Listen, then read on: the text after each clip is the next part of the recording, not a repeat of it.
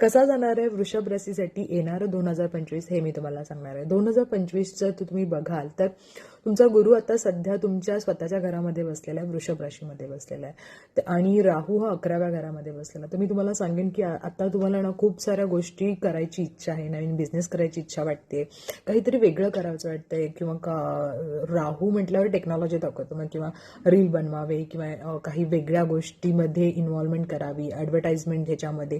तुम्हाला जर वेगळा बिझनेस करायची खूप इच्छा होते आणि जर तुमचा स्टडी करून झालेला आहे तर विचारपूर्वक पुढचा पाठीमागचा सगळा नीट विचार करून तुम्ही उडी मारू शकता बिझनेसमध्ये, पण व्यवस्थित विचार करा. कारण नंतर मे नंतर एक तर गुरु तुमच्या सेकंड हाऊसमध्ये जाणार आहेत, म्हणजेच धनाच्या भावामध्ये जाणार आहे. पैसा तर नक्कीच असणार आहे, एक लक्षात ठेवा.